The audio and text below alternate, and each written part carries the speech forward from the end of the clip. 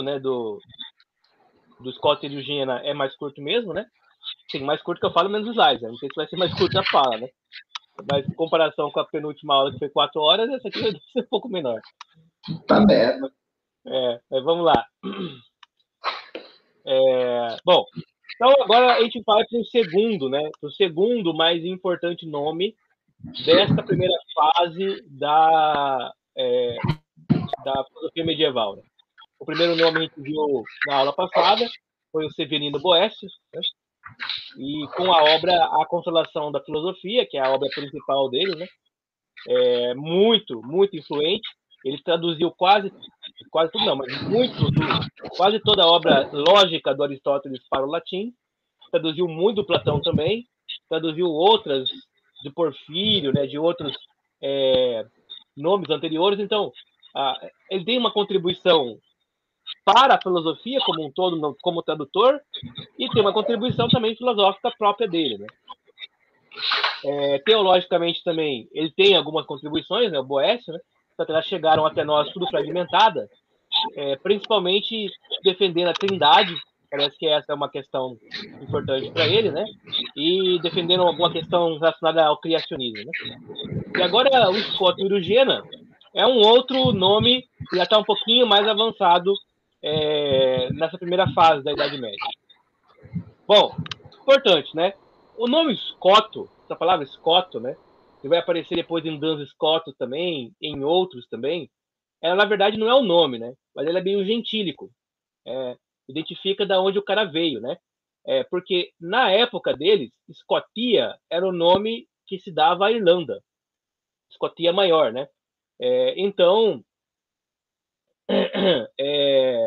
o nome Scotus é referente a esse lugar, né? Eles eram tão irlandeses. Aí a gente está vendo agora o quê, né? Que apesar do Império Romano se irradiar, né, a partir da Itália, e o Sacro Império Romano meio que ir tendenciosamente cada vez mais para a Germânica, né? Ali para a região da Alemanha e tal, né? E ficar entre esses dois polos, né? Depois você vai ter Paris também, importante, centro católico, né? Centro cristão. O Reino Unido sempre teve um papel muito importante em termos de pensadores, em termos de produção intelectual. A gente vai ver depois que eles vão ter toda uma filosofia, né? Própria da filosofia empirista ali, liberal, né? Que vem do Reino Unido, sempre se contrapondo, de certa forma, à filosofia continental, que prioritariamente vai ser francesa, depois vai ser mais vinculada à Alemanha. Né? E o Scott Urugena é um desses caras que vieram, então, do Reino Unido. Né? Hoje a gente chama de Reino Unido, né? Mas ali daquela região anglo-saxônica. Outro também que veio de lá é o Alcuino, né? O Alcuino que a gente já falou na última aula, ele é o cara que desenvolveu a estrutura educacional das primeiras escolas, né? As escolas palatinas, quando foi contratado pelo Carlos Magno para poder fazer o currículo, né? Então ele fez lá as artes liberais como primeira formação e a teologia como segunda formação, juntando as duas como duas faculdades, gerou a primeira universidade. Né? Esse projeto no medievo foi de Alcuino, que era veio da cidade de York, que é Zé, explica aí, quando tem outro raciocínio aí, o que eram os carolíngios? Então, a dinastia carolíngia, né, começa com Carlos Magno, né? E ela vai prosperar, tipo, até hoje, né, descendentes da dinastia carolíngia, principalmente nas famílias reais da Europa, né? Os Bourbon, os Orleans, eles são todos descendentes dos carolíngios, né? Então é aí que começa o Renascimento, né? O Renascimento é bem depois. O Renascimento é 1400. Depois, não é o Carlos Magno, não? Não, Carlos Magno é... Qual que é a data exatamente? Vamos pegar a data, né? Cara, eu acho que ele é século 8, cara, eu acho. Não. Renascimento é século XVI. 16? entre o século XV e XVI. Pega aí o Carlos Magno, vê qual que é a data do... Pode continuar que eu vou pesquisar aqui. Tá. Isso, é isso aí. Esse aí mesmo, século 8 ou 9.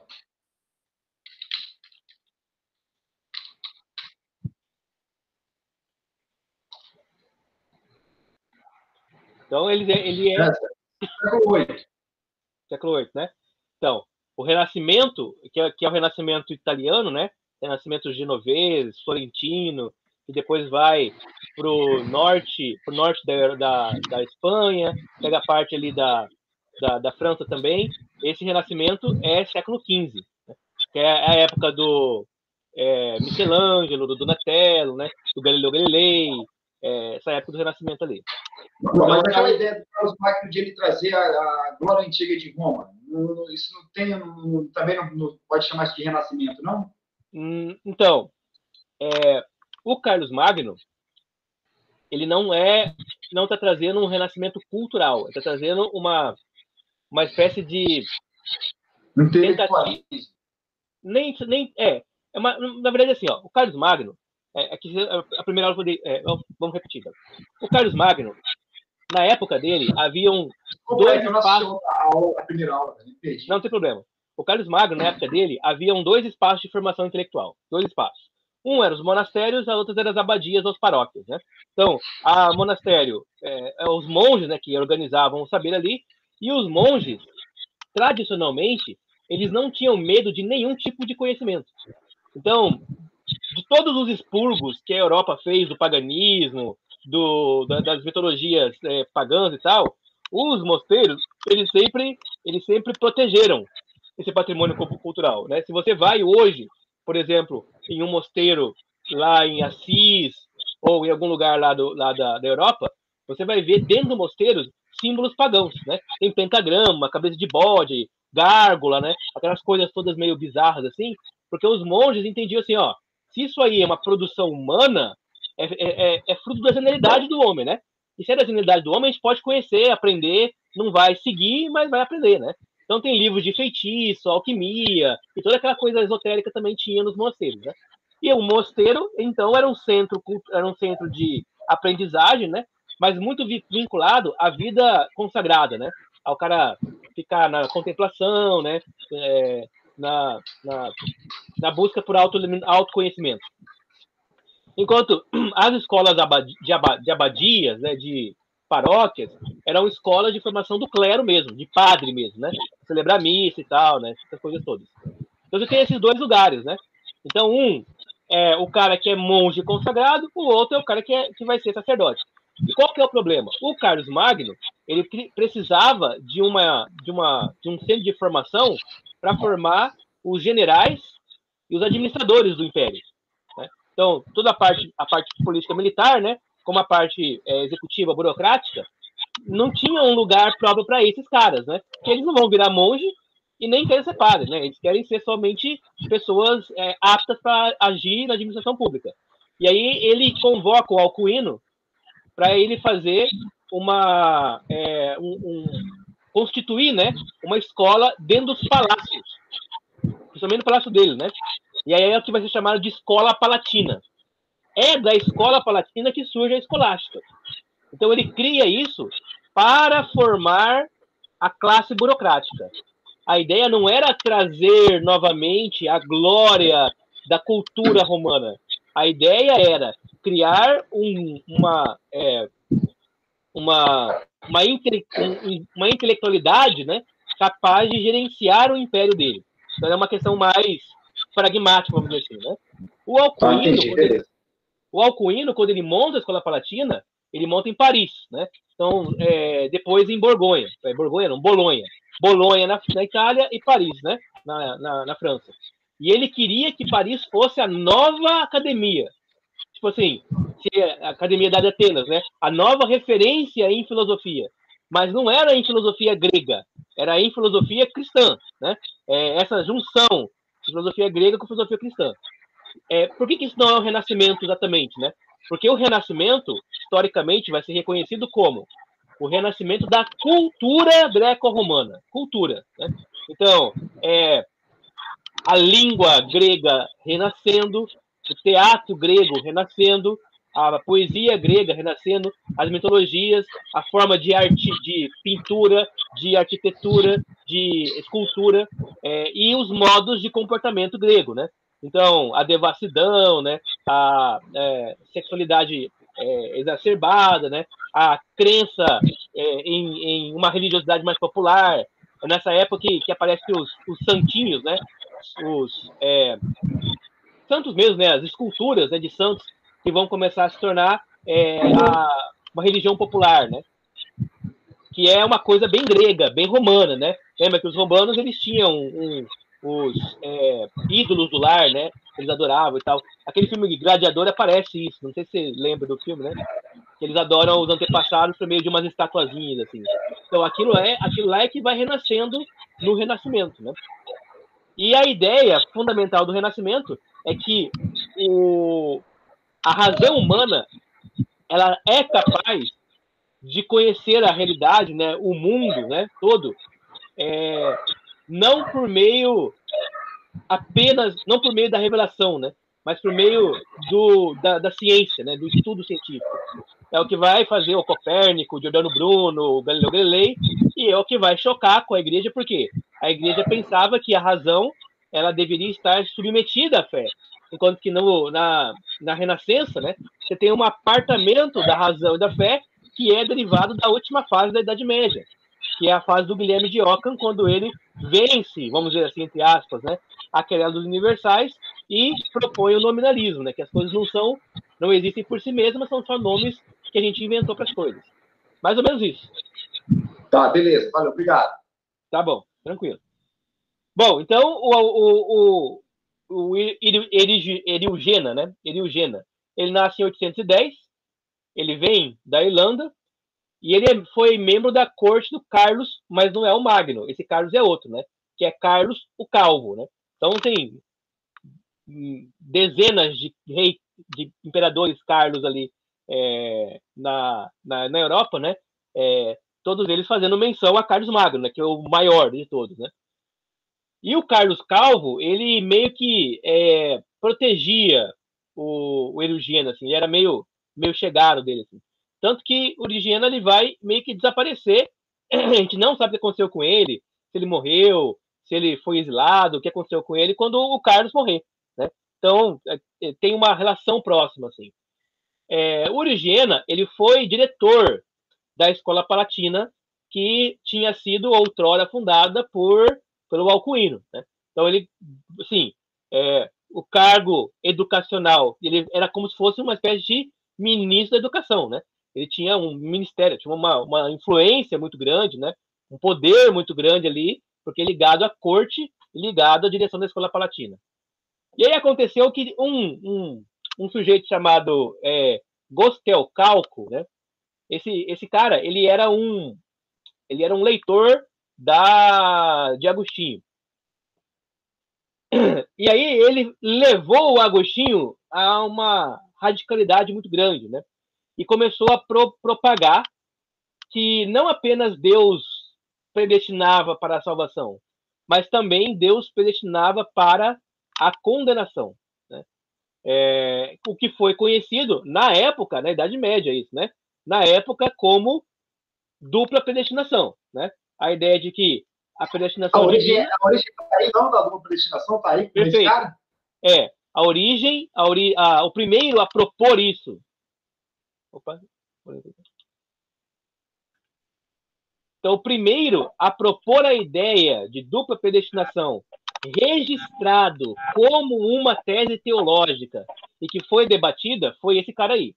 Não quer dizer que antes dele ninguém tenha pensado nisso, mas quer dizer que com ele isso foi colocado como uma sentença, né? Como uma proposta teológica escrita, sumarizada e que estava sendo proclamada como uma possibilidade. Então, para a gente ir tentando traçar historicamente, né, a história das ideias teológicas, né, é aqui que nasce, então, oficialmente, né, a ideia de dupla predestinação. Lembra que os católicos... Oi? Sim, sim. É porque essa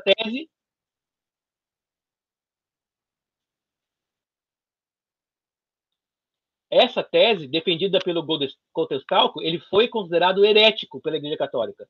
Então ela não é aceita. O católico não acredita nem em predestinação, muito menos em dupla predestinação. O que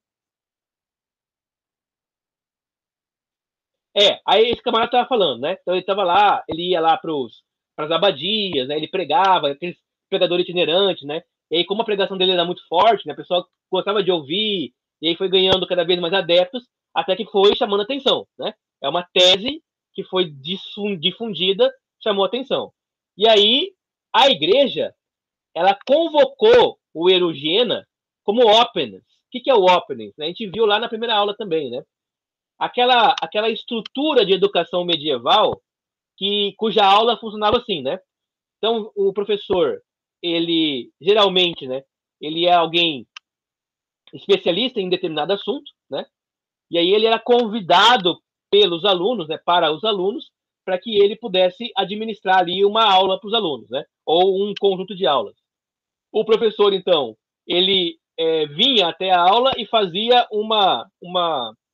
é, uma, uma exposição de um tema qualquer. Será?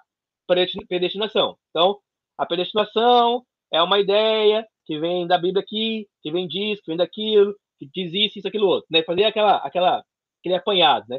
E aí, ele falava assim, ó, a partir de amanhã, o aluno X, ele vai estudar e vai defender a ideia de predestinação. E o aluno Y, ele vai ser o opponent. Ele vai atacar a ideia de predestinação. Mas um não pode saber o que o outro vai falar. Então você tem que estar preparado para defender e atacar qualquer coisa que vier, né? E aí, então, no dia seguinte, os dois alunos iam lá e começava esse debate, né? Que era chamado de question, né? Question é o debate de ideias entre esses dois alunos. E o professor e a classe assistindo, né? Terminado esse debate, todos os alunos tinham que fazer anotações, né? E as anotações dos debatedores também. O professor, ele poderia pegar essas anotações e revisá-las, né? E da revisão dessas anotações surgiam as sumas teológicas, as sumas que eram o quê? Sumários, né? Eram revisões, resumos, né? Destas aulas, que é o que nós mais temos da Idade Média, né? São resumos de discussões. O Cotescalco, ele tinha feito uma suma, ou seja, um resumo dessa ideia, né? E colocou ela para ser divulgada. E aí chamam, então, a igreja convoca o Eriugena, que era o diretor da Escola Palatina, portanto, era um dos caras mais intelectualizados da época, para combater o Godestalco, né? Combater. Aí, então, é que o Eriugena, ele vai escrever uma obra para contrapor a obra do Gotestalco, né? E essa obra vai ser chamada Da Predestinação, que ela é escrita em 851. Aí aqui está o problema. Por quê? Porque o Eriugena, ele não é padre. Ele não é sacerdote. Ele é diretor da Escola Palatina, uma escola feita para formar a classe burocrática do Estado. Ele tem formação teológica, só que ele não é um sacerdote. E aí, então, ele faz o documento lá, faz a obra de debate, né? Que os debates também no mundo antigo não são debates apenas verbais, né? São debates de textos mesmo. Você pode escrever o seu discurso, né? E aí você submete o discurso para o outro e o outro lê o seu discurso e escreve um discurso em cima. Para que isso, né? Porque você não quer exatamente fazer uma erística. Não é um debate onde se quer ganhar o debate, mas é o tipo de debate onde se quer produzir conhecimento por meio de reflexão.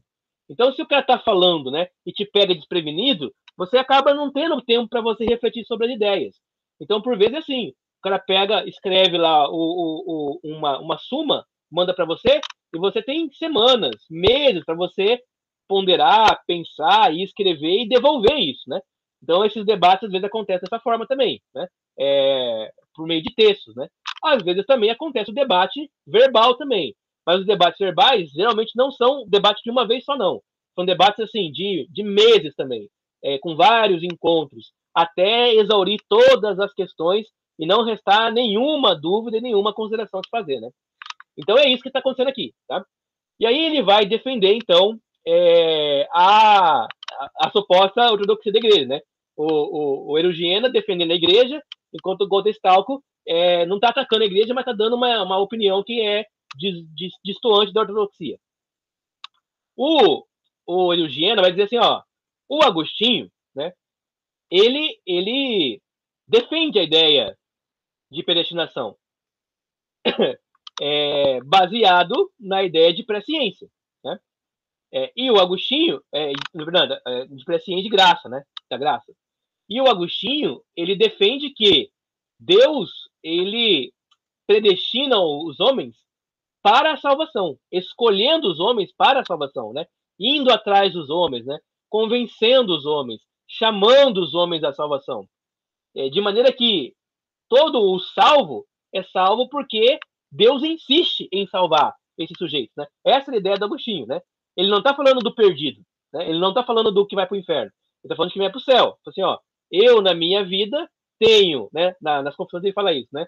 Tenho a experiência vivencial de que eu fugi de Deus durante toda a minha juventude, né?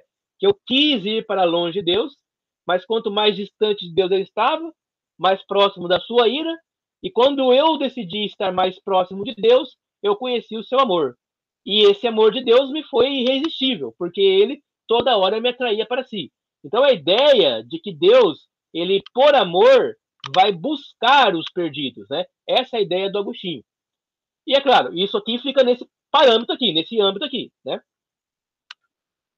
O Godestalco, pode falar. A mesma ideia de Gênesis, quando Deus vai no jardim atrás do Adão e Adão foge. Deus vai lá, ó, vem cá. Isso, perfeito, né? Então Deus vai lá procurando, né? Deus vai lá procurando os homens, né? Deus vai lá e chama Abraão, né? Deus vai lá e vai convencendo, né? O Jonas, né? E vai. Porque né? O homem vai ter uma roda e vai fugir mesmo. Condições de queda, ele vai fugir mesmo. Entendeu? Exatamente. Mas então, assim, o Agostinho não está falando que Deus condena as pessoas para o inferno. Não é disso que ele fala, né? Ele fala, não, Deus, por amor, salva pessoas, não as condena. Ele salva as pessoas. Essa é a tese agostiniana, né? Salva as pessoas. Essa tese vai ser retomada pelo Lutero com mais afinco, né? Ele vai falar, não, realmente, né? Deus predestina as pessoas para a salvação, né? Só, não tem a outra parte, né? E aí o Calvino vai dizer, olha, a predestinação de Deus, ela existe não porque Deus tem presciência, mas porque Deus tem soberania, né? E aí é outra discussão, né? Porque ele parte de outro lugar, né? Enquanto que Agostinho parte da presciência, o Agostinho, o Calvino parte da soberania, né? Soberania de Deus é o tema mais importante da teologia calvinista, né? Mas aí chega o Godestalco e ele fala assim, olha, o Agostinho diz que Deus, ele vai atrás dos perdidos, né? E com amor irresistível ele os convence, né? Ele não os deixa, não os abandona. Se ele faz isso, logo, aqueles que não são salvos não foram buscados por Deus, né? É uma consequência basicamente lógica, né, do raciocínio, né? Mas falar isso é meio zoado, né? Por quê? Porque isso não vai combinar muito bem com a ideia de um Deus de amor, um Deus de justiça, um Deus que quer que todos os homens sejam salvos, um Deus gracioso, né? Por isso que o Agostinho não tocou nesse imbróglio, né? O que ele dizia? Ele dizia assim, ó, Agostinho falava, o homem perdido, ele se perde pelo próprio livre-arbítrio, né? Ele se perde pela própria vontade. E o homem salvo, ele é salvo da própria liberdade, né, da própria livre-arbítrio, por um Deus gracioso que vai atrás dele. Então não é que Deus está condenando ninguém, né? Os homens condenados já estão, e o que máximo Deus está fazendo é tirando eles do inferno, né? Essa é a ideia do Agostinho, né? A ideia ortodoxa, né? E o Godestalco falando, não, Deus não é só salvador, ele também é condenador. E aí ele condena alguém para o inferno e salva outros, né? Então, há claramente essa distinção em Godestalco. Os hipercalvinistas, depois de Calvino, vão assumir isso como verdade também, né? Então, sim, vai ter isso, né? Deus predestina para o inferno e Deus predestina para o céu. Mas é claro, né? A teologia calvinista reformada ortodoxa ela vai evitar essa discussão, né? Ela vai dizer, não, isso aí é uma possibilidade, mas é uma coisa muito extremada e não deveria ser tratada como uma verdade categórica, né? E sim como uma possibilidade remota, vamos dizer assim. Bom, quando o Origiena ele vai defender a ideia agostiniana, né, que seria a ideia da tradição, né, a ideia católica de uma predestinação fraca, né, em que Deus ele não é que está predestinando, mas ele está buscando o perdido para que ele seja eleito, seja salvo, né? Então, esse ato de amor de Deus de ir atrás, né? Quando ele defende isso, né, ele vai para um outro oposto e ele acaba concluindo na obra dele que o amor e a graça de Deus são tão grandes que não é possível que o inferno ele exista como algo eterno, né? Então ele vai dizer que o inferno é um período transitório para a aniquilação posterior. Essa ideia de aniquilação também era muito antiga também, desde do judaísmo ela existe, né? E ela vai ser combatida veementemente pelos reformadores, né? Mas desde sempre ela existirá e ela hoje é muito defendida pelos adventistas. A ideia do aniquilação da alma, né? Do aniquilarismo, né? Que é a ideia de que você não vai sofrer para sempre no inferno, mas é pena eterna, não é inferno eterno, né?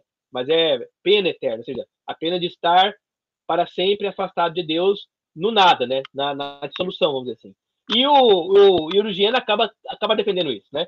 Ele acaba defendendo que Deus predestina em amor e presciência ao céu aqueles que ele vai buscar e convencer, e aqueles que ele não salvar, para esses haverá uma misericórdia final, que é a aniquilação da alma, que é desfazer, né, a alma para que ela não sofra mais no inferno, que é algo inaceitável para ele, inaceitável frente a um Deus de graça, de amor, de bondade, né? Deus não suportaria coexistir com um lugar tão ruim quanto o inferno. Essa é a ideia dele. E por isso ele acabou considerado meio herético no final das contas, né? Ele combateu a dupla predestinação, mas acabou radicalizando para o outro lado. E as ideias dele, que já eram conhecidas antes dele, é claro, né? Estava lá desde a escola catequética de Alexandria existiam, né? Ideias de universalismo, né? Ou de aniquilarismo, elas acabaram retornando aqui, né? Aí a razão pela qual eu digo a vocês, né? Ele não era um sacerdote, né? Ele não era alguém submetido, vamos dizer assim, né? A dogmática da Igreja Católica. Portanto, esse deslize ele foi tratado como isso, né? É um deslize argumentativo de um intelectual que a Igreja contratou para poder fazer oposição ao Gotestalk e acabou que não significou que ela entrou na tradição da Igreja, né? Tanto que o Erugiena não é santo, né? Ele não é nada disso, né? Ele é apenas um intelectual. Bom, além disso, um personagem muito influente na filosofia do Erugiena era o Pseudo Dionísio. Esse Dionísio é o seguinte, a gente já estudou sobre ele antes. Havia, desde da antiguidade ali, a ideia de que esse Dionísio ele era o diretor do Areópago, que conheceu o apóstolo Paulo quando ele foi lá discursar para os filósofos gregos, né? Esse seria o tal do Dionísio. Lembra que assim, né? A cidade de Atenas é uma cidade murada, né? E ela tem uma colina ligada a ela. Essa colina chama-se Acrópole, né? Acrópole. Na Acrópole você tem lá em cima, né, vários prédios importantes. Um deles é o Partenon, que é um templo em homenagem a todos os deuses, né? O outro era o Areópago, né? Que era um local de debates e discussões filosóficas. Na verdade, em Atenas, se debatia filosofia em vários lugares, né? No Liceu, na Ágora, né? Em vários lugares. Mas o Areópago era famoso, porque era um anfiteatro, né? Então tinha uma acústica excelente, né? Então haviam discursos e tudo mais e tal. Vamos falar? Repete para mim o que é esse Paternon que tu falou aí. Lá em Atenas, né? Tem a cidade, certo? A cidade tem uma colina, assim, uma montanha, um morro, né? E lá em cima foi construído vários prédios públicos importantes, né? Um deles é o Parthenon. Parthenon é um templo, né? Que foi construído em homenagem a todos os deuses. Esse é o de Atenas, tá? Porque tem um também lá na Itália também, que é feito mais ou menos no mesmo sentido, assim, né? De honrar todos os deuses, né? Onde tem lá o óculo, né? É um templo, assim, que é uma abóbada, assim, com um buracão em cima, né? Esse de Atenas, não. Era um prédio do estilo dórico lá, com aquelas colunas, assim, né? E aí tinha todos os deuses ali. Aí tinha uma estátua de Atenas gigantesca lá e tal, né? E tinha esses espaços. Então é ali que deve estar o Deus do túmulo desconhecido, lá de Atos 17, né? Então, o que acontece é o seguinte, Atenas, ela é próxima a uma ilha, né? Assim, perto de praia, assim, né? E Atenas toda cidade que Atenas guerreava, né? E conquistava, ela trazia para a cidade os deuses daquele lugar, né? Então, a cidade de Atenas era abarrotada de divindade, de ídolos, de imagens, em todo lugar. Todo lugar. Cada praça, cada esquina, cada rua, para todo lugar tinha um monte de divindade de tudo quanto é lugar do mundo que você imaginar. Né? Da África, da Europa, da Ásia, do Oriente Médio, da Rússia, todo lugar tinha ali, né? Então, inclusive, quando o Paulo chega em Atenas, ele fala, nossa, né, tem Deus pra caramba aqui, né? Mas aí também, e aí é uma lenda, né? Não sei até que ponto isso é verdade, né? Que tem lá a lenda de uma peste que deu lá em Atenas, né?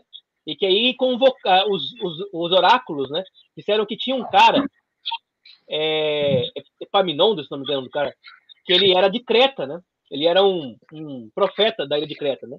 E aí ele foi convidado para Atenas, né? Para poder dar conta dessa peste, né? Porque o que é uma peste no mundo antigo, tá? Uma peste no mundo antigo é quando alguém faz algo contra a justiça, contra a ordem, contra Deus, contra qualquer coisa assim, e aí a peste vem no sentido de pedagógico, né, de corretivo, né? Tanto a peste como seca, como terremoto, qualquer coisa assim. E aí chega lá esse Epaminondas aí, e aí ele vê aquele monte de ídolo na cidade, e ele fala, bom, né? Vocês têm tantos deuses aqui, né?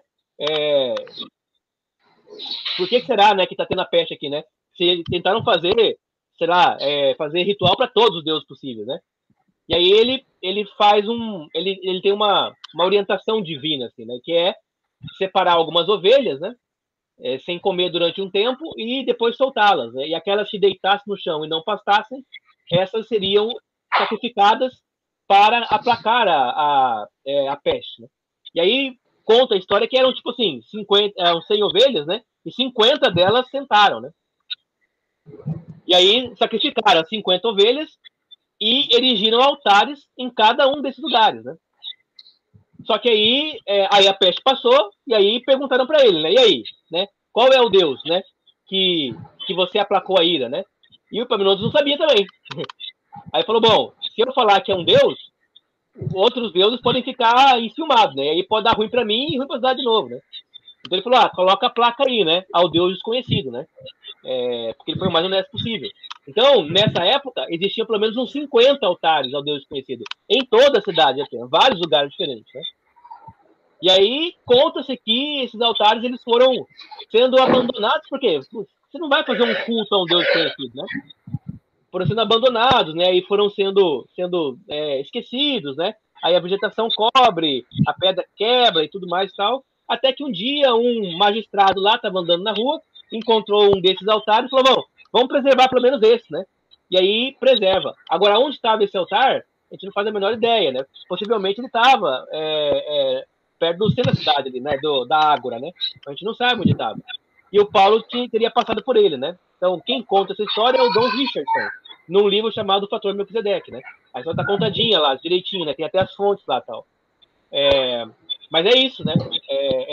Diziam, então, que esse Dionísio, ele era o diretor do Areópago. Ou seja, ele decidia quem ia falar no dia, a ordem das falas e organizava, né, os debates e tal. O que acontece é que a gente descobriu, foi descoberto, né, que as obras desse cara, elas datavam, tipo assim, do século IV, né, século III, século IV, ou seja, 400, 300 anos depois, né, de Paulo ter pisado lá, né. Então não tinha como ser ele, né, mas ficou pela tradição. E aí colocaram esse qualitativo, né, o pseudo, né. Então o pseudo de Dionísio é o falso Dionísio, né. Não é aquele Dionísio que era o diretor do Areópago. Era um Dionísio qualquer que alguém falou que era aquele diretor. Beleza? Tranquilo. Tá. Ele também foi tradutor do Máximo Confessor, né? O Máximo Confessor, ele era um sacerdote santo, católico, que era muito conhecido por ouvir confissões, né? E, assim, por ter uma sensibilidade para isso, né? Por Gregório Nazianzo e Gregório de Nissa, que eram os padres capadócios, né? E esses caras todos aqui eram gregos, né? Então, ele está traduzindo as obras desses caras aqui para o latim, né? Para o latim.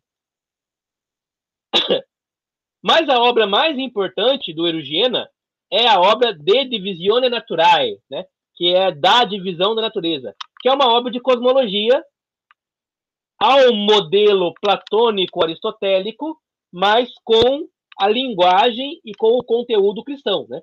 Então você tem aquela estrutura de pensamento platônico aristotélico grego, né? Mas com conteúdos cristãos que a gente vai ver já, né? Que ele escreve em 865. Aí, como eu disse para vocês, né? Quando o Carlos o Calvo morreu, o Erugiena sumiu, né? A gente não sabe o que aconteceu com ele. Né? Bom, com relação à influência do Pseudo Dionísio, né? Que é esse cara que seria o diretor lá do Areópago, né? E veja bem, né? A lenda dizia que ele tinha se convertido com a exposição do Paulo, né? Se você pegar lá o livro de Atos, você vai ver a exposição do Paulo, né? E no livro de Atos, a exposição dele parece ter terminado mal, né? Por quê? Porque Paulo ele foi apresentar a história da morte e ressurreição de Cristo, né? Então ele começa falando sobre Deus, né? Dizendo que Deus enviou seu filho. Essa ideia de Deus enviar seu filho não é uma ideia estranha ao mundo grego. Haviam vários semideuses, né? Filhos de deuses e enviados por deuses e profetas e adivinhos e oráculos e tudo mais tal. Então, é claro que quando o grego está ouvindo isso, ele está meio que entendendo que Jesus é uma espécie de ser iluminado, né, enviado por Deus. Não que seja Deus, né, como Deus é. A mensagem de Jesus é uma mensagem nova para o grego, né, porque o grego, quando o grego ele tem a ideia de amor grega, né, é uma ideia muito pautada no desejo e na satisfação. Né? Então, a ideia do desejo é a ideia do eros, né, o amor que possui as coisas, e a satisfação é a ideia do philos, né, a ideia do amor daquele que ama aquilo que tem, né, aquilo que já tem.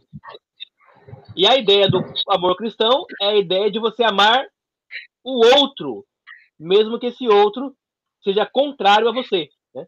E essa ideia é uma ideia que suscitou uma novidade, né? Ó, a gente nunca ouviu sobre esse amor aí que você está falando, né?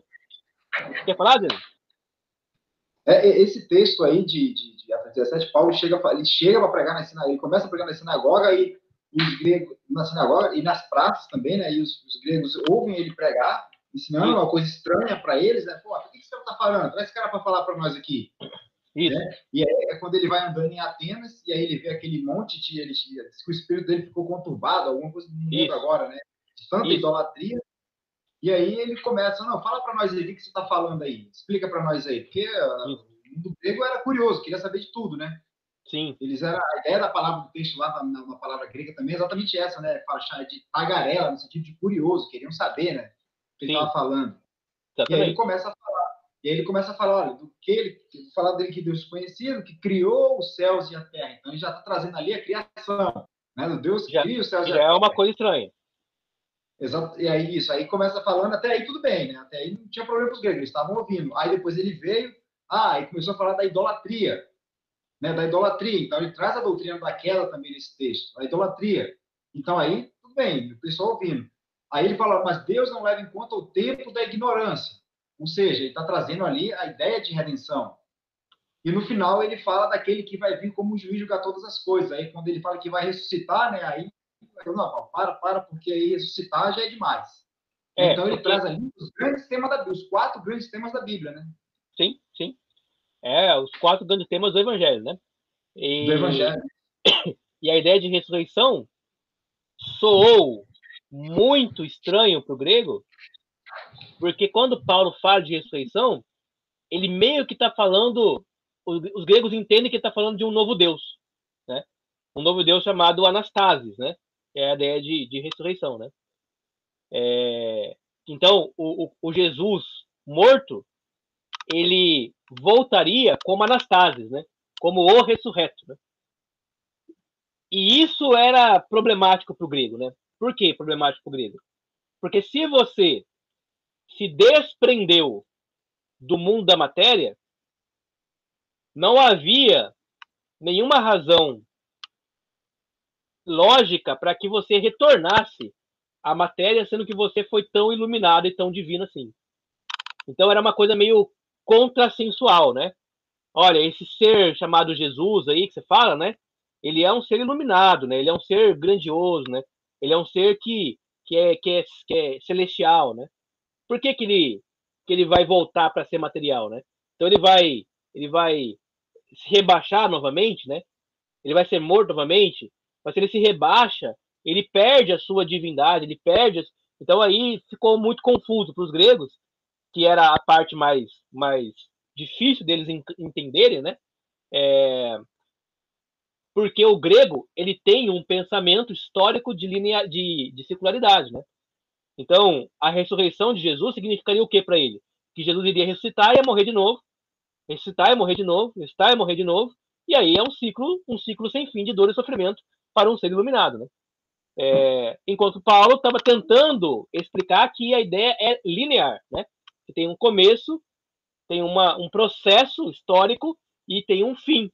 Mas ele não consegue chegar no fim, porque eles não conseguem entender essa coisa da volta. A volta de Jesus, para eles, ligou a ideia de circularidade. Então eles não aceitam o testemunho do Paulo, né? Perdão, não aceitam o argumento do Paulo. Exceto um ou dois ali, né? Tem um ou dois que vocês falam que eles acreditaram, foram convertidos, né? Tem um ou dois ali que... Isso que eu ia falar, né? É claro que de todo mundo que ouviu, muita gente achou aquilo algo fantástico, né?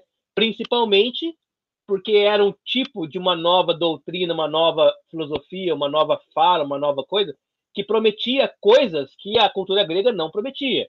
Por exemplo, né? Redenção, salvação, misericórdia, graça, coisas que a cultura grega não conhece, como elementos da religião grega, né? A religião grega é uma religião meritocrática, né? Meritocrática. Você é honrado, tem fama, tem glória, porque você tomou escolhas que levaram você a esse lugar, né? E todas as escolhas que você faz, elas vão levar você a também tragédias também. Todo herói grego é trágico, né? Tá vendo novamente a ideia, né? Jesus morrendo na cruz, pro grego, é algo bom. Por quê? Porque ele é o herói trágico, ele é o Hércules trágico, ele é o Perseu trágico, ele é o Teseu trágico, ele é o Orestes trágico, ele é o Ulisses, todos eles são trágicos, né? Todos eles têm um fim de vida zoado, né? Ruim, mesmo sendo os homens, né? Então Jesus se encaixava bem com o herói trágico, mas ressuscitar, bom, aí é final feliz, aí é esquisito, por quê? Porque a gente não tem final feliz, né? A gente não reconhece isso na secularidade histórica, né? A história da humanidade é uma história de subida e descida, de altura e queda, né? De ir e voltar. Você não tem esse negócio de retorna para uma elevação, né? Então você retorna para o ciclo, né?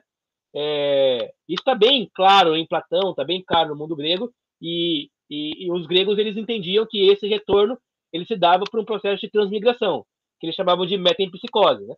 Aí o Paulo fala de anastasis, né? De ressurreição. Isso aí ficou muito estranho, assim, não encaixou, né? Não é que os gregos não queriam ouvir mais o Paulo, né? Mas é que parece que Paulo estava entrando em um outro tema, né? Em uma outra discussão. Ele falaram, a gente te escuta depois, outra hora, porque agora você já fechou a discussão do primeiro tema que você queria lá, que era apresentar essa questão aí da criação, Deus, amor e tal. Então, o erro do Paulo, na verdade, né, a gente vai falar assim, o erro do Paulo foi talvez querer dizer muito de uma vez só, né? Ao invés dele fragmentar a fala dele de uma maneira mais sofística, assim, né? De deixando sempre um elemento para ser discutido na próxima vez, né? Provavelmente Paulo faz isso porque ele pensava que ele ia ter aquela oportunidade e ir embora, né? Ou seja, ele é um vagante, né? Ele está andando, né? Ele não estava querendo morar em Atenas. E aí aconteceu isso, né? Então foi um erro de estratégia discursiva do Paulo, né? Mas foi isso, enfim. Bom, o Dionísio, que é esse cara que teria se convertido e tal, né? Mas a gente sabe que não é ele, mas assim, é algum grego convertido, né? Ele escreve várias obras, né? Vários textos, apresentando, não pela primeira vez, né? Mas apresentando a ideia de teologia catafática e teologia apofática, né? A gente já viu isso outras vezes também, né? A palavra catafática, né? Vem da ideia de que algo que vem de cima desce para baixo, né? Então, algo que vem de cima desce para baixo, que é um processo meio revelatório, né? Então, quando eu faço uma teologia catafática, o que significa isso, né? Significa dizer aquilo que Deus é a partir daquilo que é revelado para a gente de forma positiva. Então, eu digo assim, Deus é justiça. Deus é a justiça. Isso é catafática, né? Ou seja, justiça é um atributo de Deus, né? Bondade é um atributo de Deus. Amor é um atributo de Deus. Onipotência, onisciência, onipresença, atemporalidade, eternidade são atributos de Deus positivos, né? Como você está fazendo, Deus é isso aqui, ó. Essas são as características dele, né? Então ele começa a fazer uma teologia atribuindo a Deus todos esses atributos, né? De maneira muito positiva e muito impositiva. Essa vai até a metade assim, da teologia dele, né? Da obra dele. Daí para frente, ele faz o caminho ao contrário, que é o caminho apofático, que é pegar cada um desses atributos que ele atribuiu a Deus e dizer, mas Deus não é isso aí. Ou seja, Deus é justiça, mas não é a justiça que a gente conhece. Deus é amor, mas não é o amor que a gente conhece. Deus é onipotente, mas não é a onipotência que a gente conhece. Como se ele quisesse dizer assim, eu estou afirmando que Deus é um monte de coisa, mas que esse monte de coisa que Deus é não deve ser confundida com as coisas que a gente compreende sobre elas. Ficou confuso isso?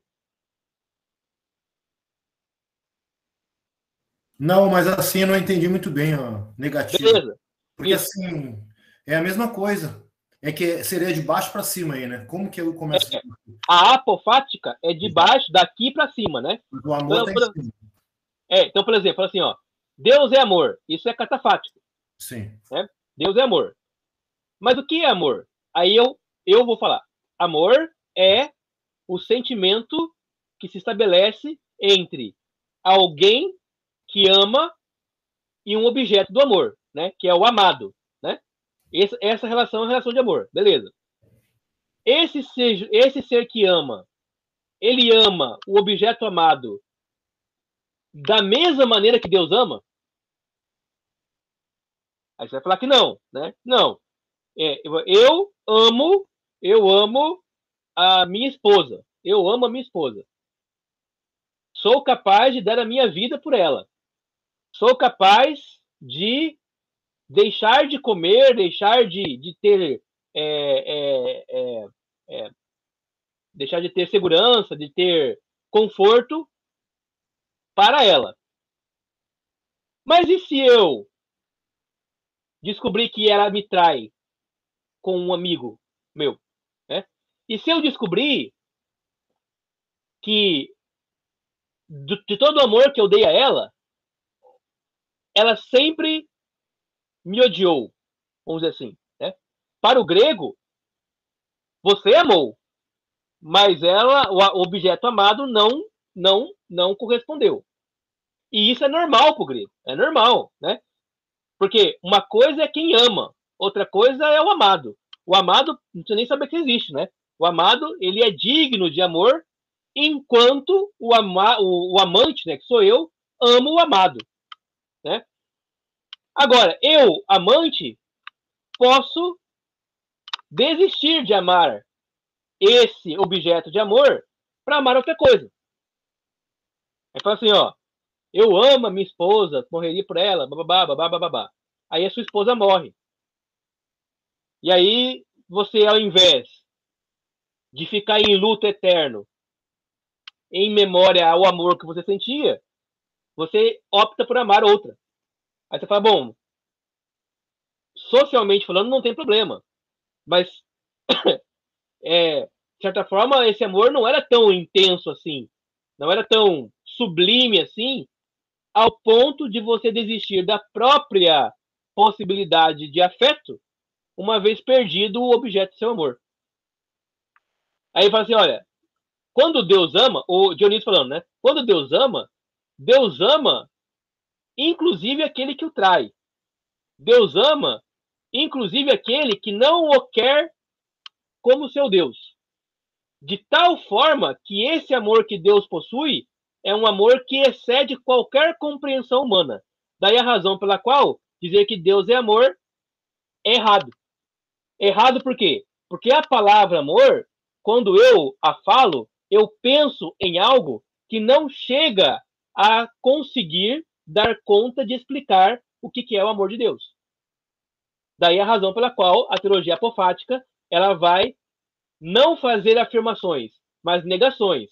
Ela vai dizer, Deus não é amor. Por quê? Porque o amor é um sentimento passageiro entre um amante e o seu objeto amado. E Deus não tem sentimento passageiro.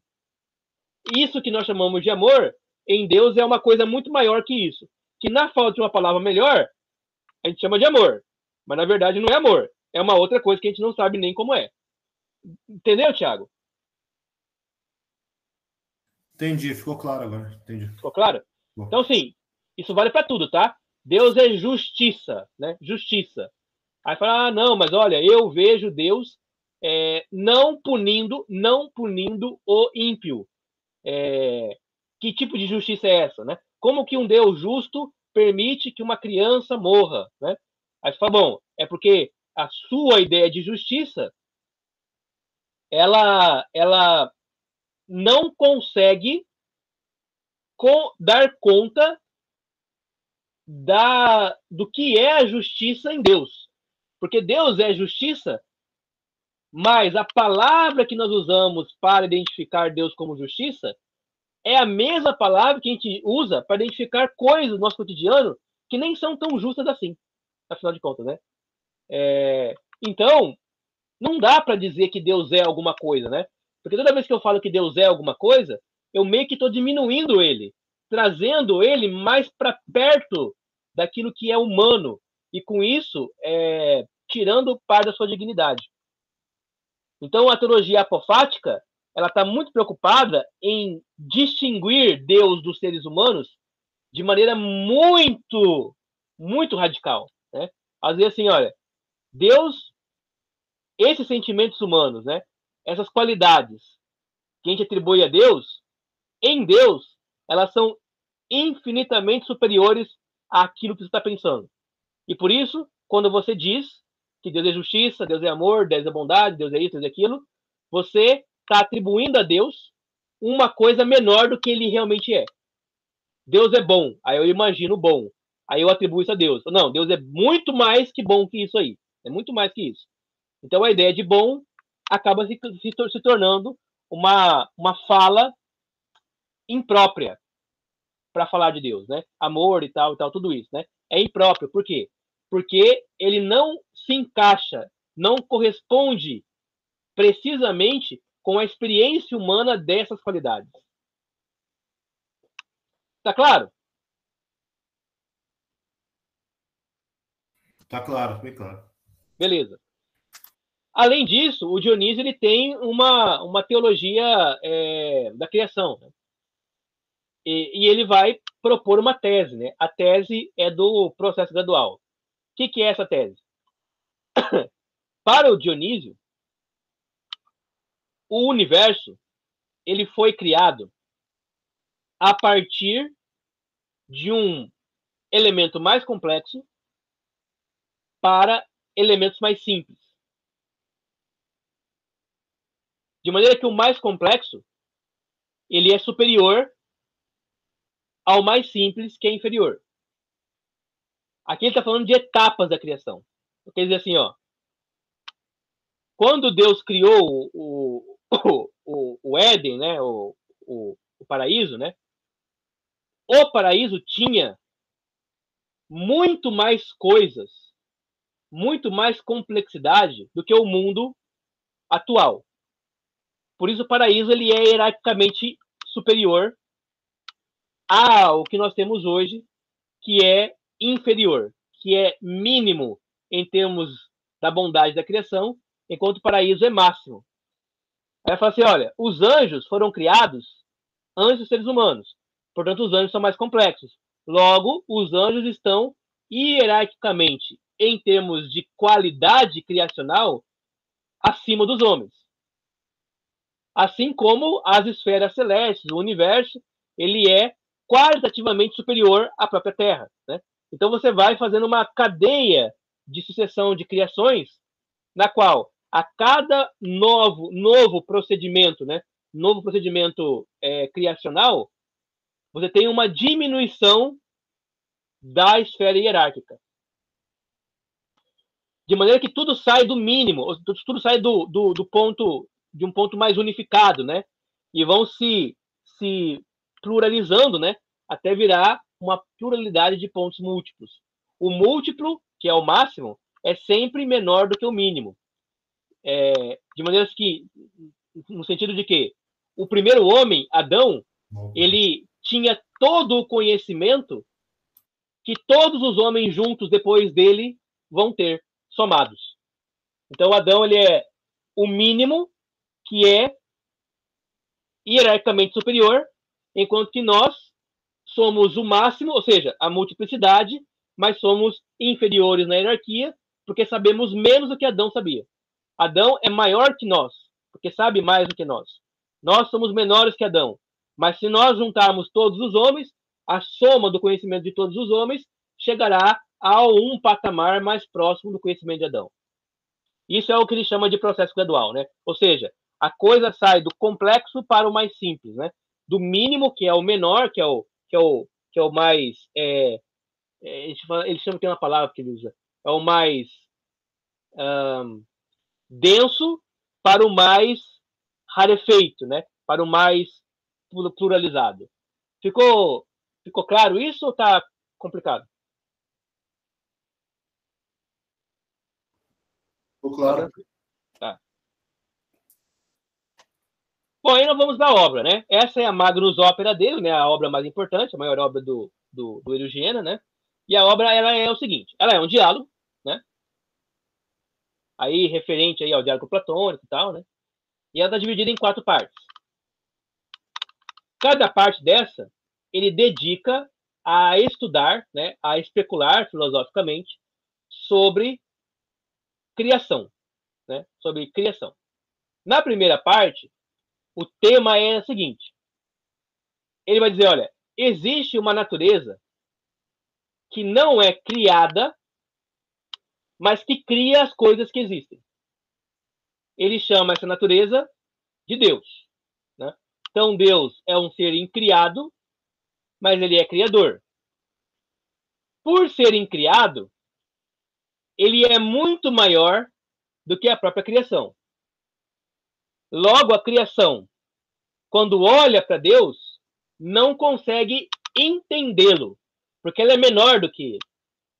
Isso faz com que Deus ele seja incognoscível, né? Ou seja, ele seja incompreensível. Daí voltamos à ideia de teologia apofática. A gente olha para Deus, a gente consegue falar alguma coisa sobre ele, mas isso que a gente está falando é muito menor do que ele é de fato. De maneira que Deus está acima de todo atributo. Essa ideia aqui, ela é uma ideia que é claramente platônica e aristotélica, né? A ideia de um motor imóvel, que não é movido por nada, mas move tudo, colocado no começo da criação, que coloca a criação em movimento, e que não é criado, porque senão haveria, né, uma infinidade de causas, né? Então ele não é criado, mas ele é a causa inicial, ou melhor, o ato inicial que causa todas as coisas. Até aqui tá tudo tranquilo?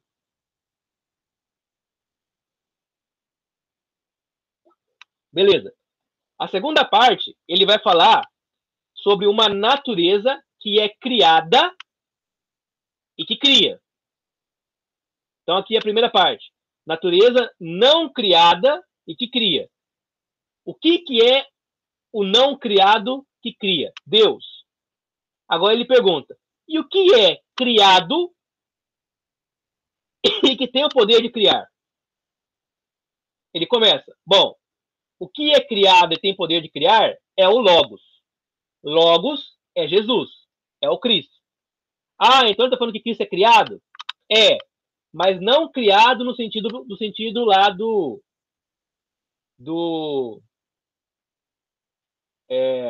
como é que é o nome do cara lá do Ário, né? Não criado no sentido arianista, né? Mas criado no sentido de que ele passa a existir na eternidade,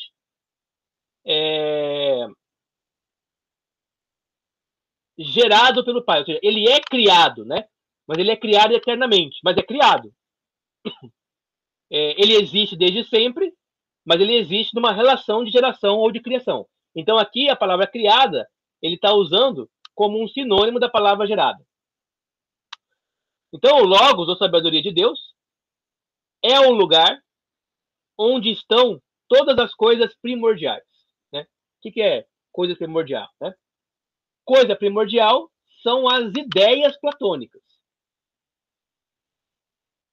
O projeto de criação do mundo já estava na mente de Deus antes do mundo ser feito materialmente. Deus, então, cria a sua sabedoria, né? Cria o Logos na eternidade, e o Logos, ele tem poder criacional. Daí a razão pela qual o Logos cria todas as coisas. O Erugena vai dizer, então, a criação é eterna. E cuidado com isso, né? Por quê? Porque quando ele fala criação, ele não está falando do mundo criado. Ele está falando do projeto da criação. Ele pergunta assim, quando Deus pensou em criar o universo? Aí ele responde, Deus pensou em criar o universo na eternidade. Então não houve um momento onde Deus não tinha pensado em criar o universo. Deus sempre pensou em criar o universo. Portanto, o universo sempre existiu como uma ideia na mente de Deus.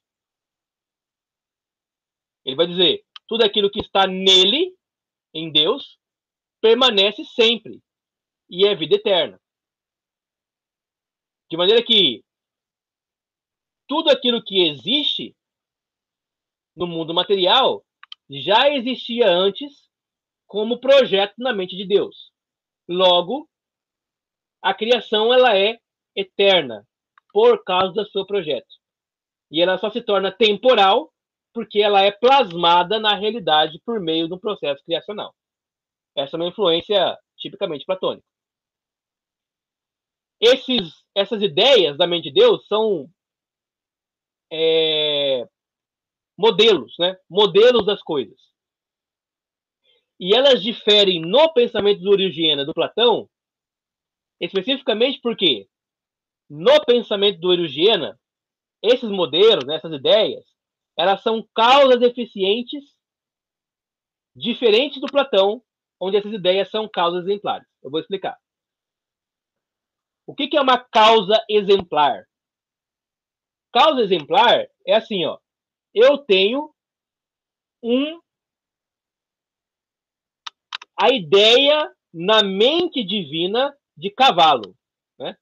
Então Deus pensou, vou fazer um bicho de 4 patas, uma cauda, cabeça, dessa altura, com essas estruturas aqui e tal, desse jeito. Então Deus pensou no cavalo, certo? Para o Platão, a ideia de cavalo, ela existe independente de Deus. Ela existe lá no mundo das ideias. E quando o demiurgo, que é o artesão que faz o mundo, né, o arquiteto, ele vai pegar a matéria caótica do universo e fazer as coisas, ele vai olhar para aquela ideia de cavalo e vai tentar modelar a matéria com base nela. Ou seja, ele usa a ideia como exemplo, copiando essa ideia, fazendo o cavalo material, que por ser material é inferior à ideia de cavalo. Essa é a ideia do Platão, né? Então as ideias, elas são o modelo exemplar do qual, né, a forma, né, do qual as coisas materiais são criadas. E aí o demiurgo faz um cavalo de uma cor, um cavalo de outra, aí nasce um cavalo defeituoso, um cavalo sem uma pata, um cavalo com algum problema e tal. Por quê? Porque o mundo da matéria é um mundo imperfeito, né? Então cada cavalo que é criado, ele carrega consigo mais imperfeições, né? Enquanto o cavalo ideal, ele é perfeito, puro, eterno e imutável. Ele está lá como exemplo. Essa é a ideia do Platão. A ideia do Erugena é de que, quando Deus pensa no cavalo, a ideia de cavalo, ela atua de maneira a produzir o cavalo. A ideia de cavalo cria o cavalo, né? Mas onde está essa ideia? Está na mente do Logos, está no Logos, né? Então, quando Deus fala, haja cavalo, a ideia de cavalo se manifesta na materialidade do cavalo. Daí a razão pela qual os seres formados no Éden eram seres de extrema perfeição. Oi.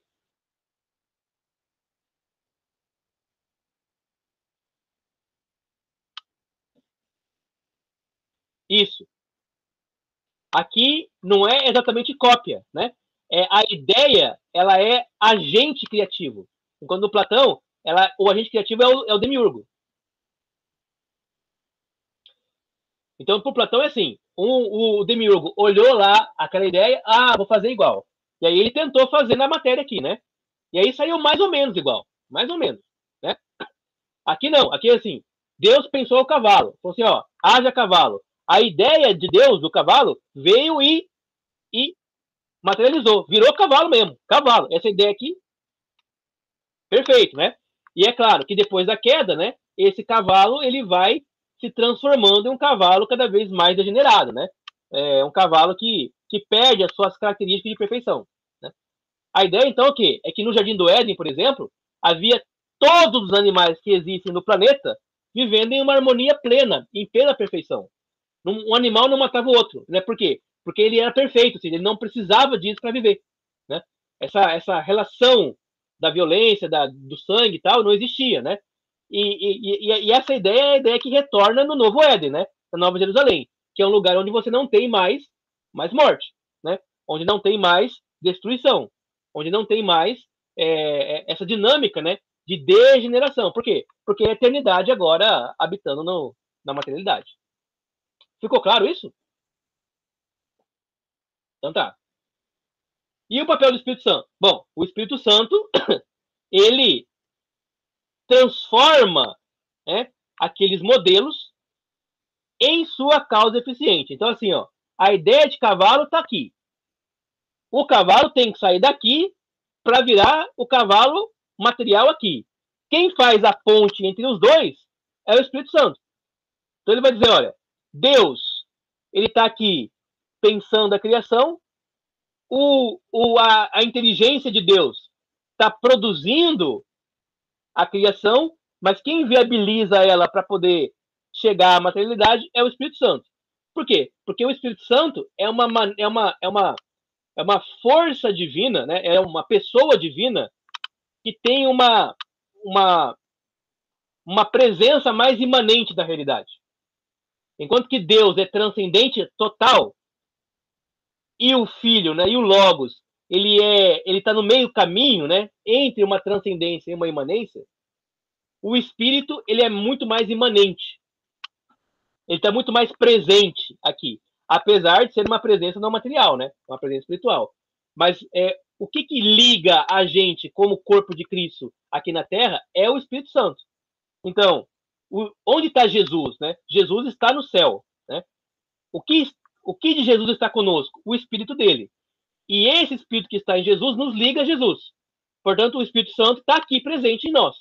Enquanto que Jesus está presente no Espírito dele, mas localizado geograficamente não. Jesus não está localizado geograficamente aqui. Ele é localizado geograficamente no céu. E como que eu sei disso? Porque Jesus é corpo humano. E o corpo, ele tem a característica de não poder ocupar mais de um lugar ao mesmo tempo. Se ele está num lugar, ele não está no outro. Né? Mas como que Jesus, então, ele perfaz a onipresença? Por meio do Espírito que é imanente em toda a Terra. Essa é a ideia do Erugena. E o Espírito, então, produz o que ele chama de substância dialética, que não é a criação. O Espírito age na criação, né? Deus planeja a criação, o Logos, né, cria, e o Espírito viabiliza a criação. Mas as coisas, elas continuam existindo. E elas podem agora se autocriar, né? Elas podem agora se autoproduzir. Mas como é possível isso? É porque o Espírito age sobre elas, dando a elas a potência de reprodução, né? De recriação. As coisas também desaparecem, né? Elas caducam. E para onde elas vão depois que caducam? Elas retornam à ideia, ao Espírito, que vai viabilizar que aquilo que retornou a ele retorne novamente à criação, fazendo um ciclo de criações e recriações por meio da naturalidade do mundo. Então, eu nasci do espermatozoide do óvulo dos meus pais. Eu cresço, me desenvolvo, e quando eu morrer, a meu corpo ele vai virar esterco, pó, servir de alimento e de potência para que outras coisas possam existir. E esse ciclo ele é possível porque o Espírito Santo existe. E por que ele chama de dialético, né? Porque aquilo que era vida, eu nasci, vou morrer, vou caducar, me tornar morte, mas da minha morte outras vidas nascerão. Então, vida e morte são processos antagônicos, mas que na dinâmica da criação eles são complementares. Lembra lá, a semente, a árvore não nasce se a semente não morrer. Então a vida da árvore é a morte da semente. E a morte da árvore ela viabiliza a fertilidade do solo, que potencializará que as sementes dessa árvore possam depois produzir novas árvores, né? Esse processo dialético, né, de vida e morte, de surgir e de caducar, retornar, de aparecer, transformar, esse processo é o que ele chama de substância dialética, né? O mundo hoje funciona assim, né? Por meio da dialética, por meio da oposição de contrários que, quando se tocam, formam sínteses diferentes, né? Novas sínteses, né? De maneira que há uma tese, uma antítese e uma síntese.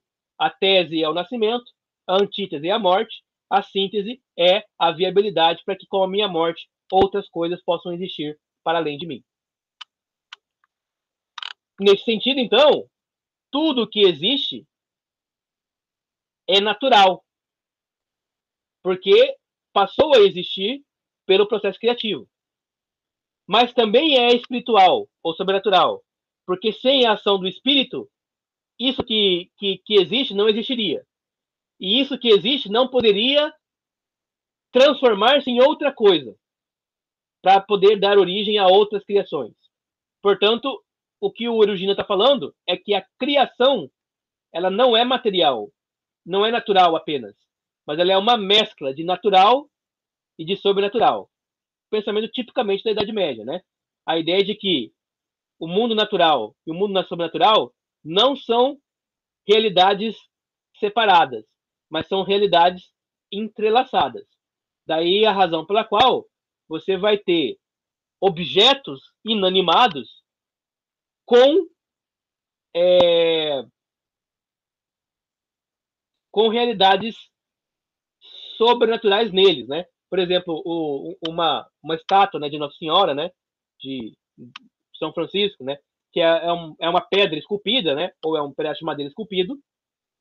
Ele é só aquilo, mas também é a sobrenaturalidade que ela representa. Por isso que agora você começa a ter cada vez mais uma justificativa para a veneração das imagens, né? E dos lugares sagrados, né? Do altar e tudo mais, né? Por quê? Porque tudo que é criação também é sobrenatural. Tudo que é criado também é um elemento espiritual. Então, existem lugares que são... aliás, né, todo lugar tem essa mescla. Daí você vai a um lugar e você se sente mal. Por quê? Porque a presença sobrenatural naquele lugar é densa e negativa, né? Ela é maligna, né? Ela é satânica. E você vai num lugar e se sente bem, porque a presença espiritual naquele lugar é benigna, né? Então, não tem a ver com demônio e com anjo. Tem a ver com uma camada da dimensão espiritual que está conectada com a camada da dimensão material. A coisa vai ficando cada vez mais complexa aqui, porque ele vai falar assim, ó, se você tem um objeto, né, o Tiago, né, o Tiago tem uma correntinha ali, né? Aí o Tiago, essa correntinha aí foi dada pela mãe do Tiago, o Tiago gosta muito dela e tal.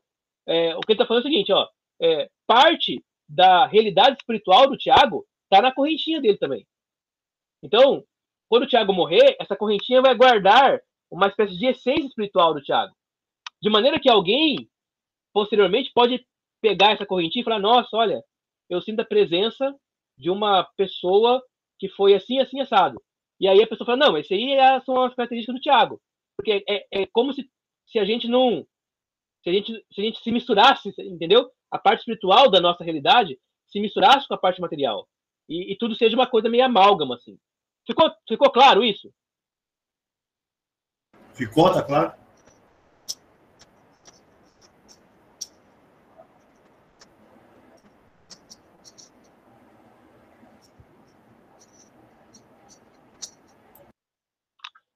Para ele, a fé é a maneira pela qual nós conhecemos aquilo que não é visível pelos nossos olhos, né? Então, assim, ó, mas eu não estou vendo essa sobrenaturalidade aí. Mas não é pela visão que você acessa esse conhecimento, é pela fé. Para ele, para o Scott do Giena, fé e filosofia, fé e razão é a mesma coisa. É a mesma coisa. E fé e razão é diferente de visão. A visão me dá um conhecimento tácito, material e imediato das coisas. A fé e razão me dá um conhecimento sobrenatural, é um conhecimento intelectivo, né, sobre as coisas. Mas ele está falando, olha, fé e razão é a mesma coisa, não tem distinção. Bom, na terceira parte, ele pergunta: qual é a natureza que é criada, mas que não tem poder criativo? Né? Porque a natureza que é criada e tem poder criativo é o Logos, o Espírito Santo. E a natureza que é criada e não tem poder criativo? Aí ele fala: é o mundo, é o cosmos, o espaço e o tempo. O espaço e o tempo não criam nada. Eles só modificam as coisas criadas. Então, uma árvore, ela é queimada, ela vira carvão. Ela é esfacelada, ela vira pó. Ela joga no solo, ela fertiliza, se mistura com os minerais, e aí vira solo fertilizado. Não há criação aqui. O que há é transformação. A criação é a primeira árvore. Essa é a criação. As árvores posteriores, elas são apenas processos de transformação. Aí ele vai dizer: o cosmos, a criação, é uma teofania de Deus. Isso aqui é importante. O que é uma teofania? É uma manifestação de Deus. Que Deus criou do nada. E que não é nem eterno, nem informe. Eu lembro que eu falei, a criação é eterna. Mas que criação é essa? O projeto criação. Projeto. O cosmos, que é a criação material, não é eterno. Porque se ele for eterno, ele é igual a Deus. Então ele não é eterno. E o cosmos, ele também não tem ele também tem forma. Ele não é infinito. Ele é delimitado. Ele é como uma máquina que funciona perfeitamente com cada engrenagem. Agora, esse universo funciona de uma maneira tão fantástica, tão fabulosa, eu não vou dizer perfeita, mas vou dizer assim, tão eficiente e funcional, que somente um Deus poderia criar isso. Nenhuma mente menor do que a mente divina conseguiria dar conta de tantos detalhes para fazer com que o universo funcionasse de maneira tão adequada. Por isso o universo manifesta Deus. A sua grandeza, a sua inteligência, o seu poder, a sua, enfim, né, a sua potência. Aí ele vai dizer: a multiplicidade, o que é a multiplicidade, né? Deus criou um homem, Adão, e uma mulher, Eva. Essa é uma unidade. Deles vão se multiplicando vários outros. Isso é multiplicidade. A multiplicidade e a caducidade, que é o que? O envelhecimento, né? A degeneração, elas são expressões do pecado original, segundo o Hirugiana. Oi.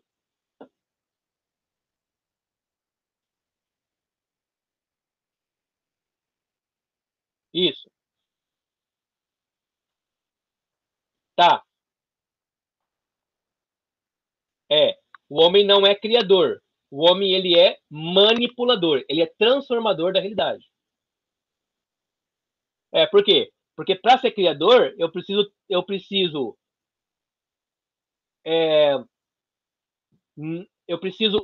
fazer existir algo que não existia antes, né? E que não dependa de nada que exista também antes. Então, assim, eu consigo criar uma liga metálica que não existe na natureza. Mas como eu crio ela? Usando minérios da natureza. Então, o que eu estou fazendo não é criando. Eu estou só transformando esses minérios por agrupamento e depuração para virar outra coisa. Então eu não sou um criador. Eu sou um arquiteto. Eu sou um artesão. Eu sou um manipulador, um transformador. Tá tranquilo? Muito bem. Com o pecado original, então, para o Erugiena, as coisas começam a envelhecer e morrer. Portanto, não havia morte antes do pecado original. Se não havia morte antes do pecado original, segundo ele, não havia geração de coisas. Por quê? Porque se houvesse geração de coisas, não haveria como o mundo conseguir sustentar uma geração de coisas eternas, né? Imagina assim, ó, se um casal de coelho começasse a dar cria e nenhum coelho morresse nunca, né? Logo, você vai ter o mundo infestado de coelho, né? Ou de tudo quanto é bicho, né? E o pior é que esses bichos não comem uns aos outros, então eles nunca morrem mesmo, né? Portanto, antes do pecado original, havia 2 coelhos. Um coelho macho, um coelho fêmea, e não havia geração. Eles estavam lá e era eles, só eles, né? Como todos os bichos, né? É claro que isso é meio estranho, né? Por quê? Porque quando Deus faz o homem e a mulher, ele fala, ó, sede fecundos, multiplicar e encher a terra, né? Ele fala para os dois, né? E isso é antes da queda. Mas o Erugiena, ele acha que isso não faz sentido, né?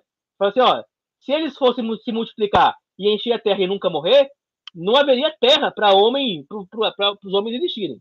A não ser que houvesse um processo de geração diferentíssimo, né? Assim, né? De que, sei lá, a gestação durasse anos, né? E de que nascesse uma ou outra criança a cada tantos anos, a cada tantos, sei lá, centenas de anos, eu já não sei como que funcionaria.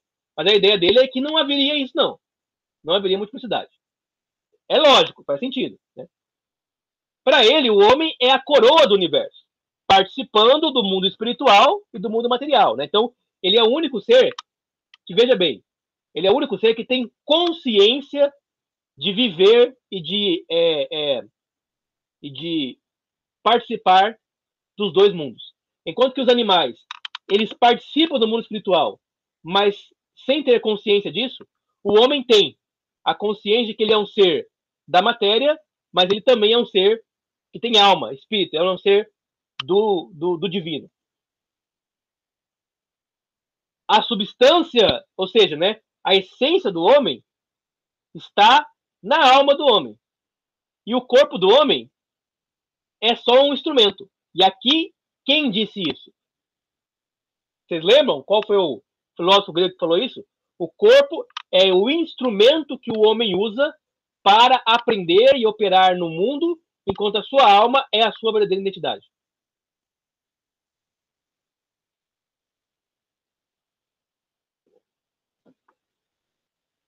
Não lembram? Ó, pode falar.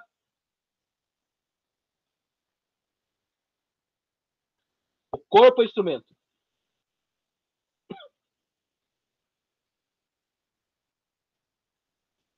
Não exatamente, né?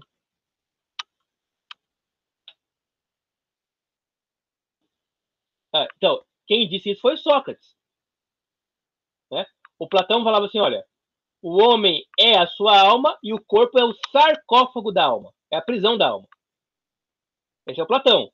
O Sócrates veio antes e falava, não, o corpo não é a prisão da alma, o corpo é um instrumento que a alma usa para poder acessar o mundo material, porque a alma não é material, né? A alma é espiritual. Como que a alma ela pode aprender sobre as coisas do mundo material, sendo que ela não é material? É porque ela utiliza um veículo, que é o corpo, como instrumento para que ele possa tocar nas coisas, sentir gosto, vivenciar o mundo. Aí sim, né? A implicidade falou, né? Viver o mundo. Mas uma vez que o corpo ele já não se torna mais um instrumento adequado, porque ele envelheceu demais, né? Porque ele chegou ao seu término, a alma ela sai desse corpo, abandona esse instrumento para poder aprender coisas da alma desapegada ao corpo e depois retornar a um novo corpo numa reencarnação, né? Numa transmigração. Isso era o que o Sócrates falava, né? Platão falava. Agostinho também fala do corpo é um veículo, né? Perfeito, perfeito. O corpo é o veículo que provoca a alma, né? Para ele é isso, né? Então, assim, o veículo, ele está junto com a alma, então não tem como não ser santo e o veículo não ser santo. Sim. Mas perfeito. Mas qual que é o papel do corpo? Assim, ó, o corpo, ele olha isso aqui, ó, né? Que é um treco redondo, certo? Aí, esse treco redondo aqui, ó, que tá vindo pro meu olho, né? Ele pressiona a minha alma. E a minha alma, então, ela tem que buscar dentro dela uma informação para poder dar nome a essa coisa que eu tô vendo. E aonde que a alma busca essa informação? Em Deus, tá dentro da alma. Aí, lá, a alma encontrou círculo, redondo. Aí a alma, ela vem para a consciência e fala, ó, isso aqui é um círculo. Qual que é o papel do corpo? O papel do corpo é provocar a alma, né? Dizer assim, olha, alma, eu tô vendo uma coisa aqui que eu não sei o que é, me explica. E a alma humana vai lá e vai explicar pro corpo. Quem falou alguma coisa? Não, o Frederico vai ter que sair, era o Fred. Tá. Tá acabando já. Então, Sócrates achava que era um sarcófago, né? Não, Platão. Platão, né? Platão, ele achava que o corpo é uma prisão, né? Que a alma quer se libertar do corpo. O Sócrates falava, não, o corpo não é uma prisão, o corpo é um instrumento que a alma usa para conhecer a realidade. Mas Platão falava no sentido assim que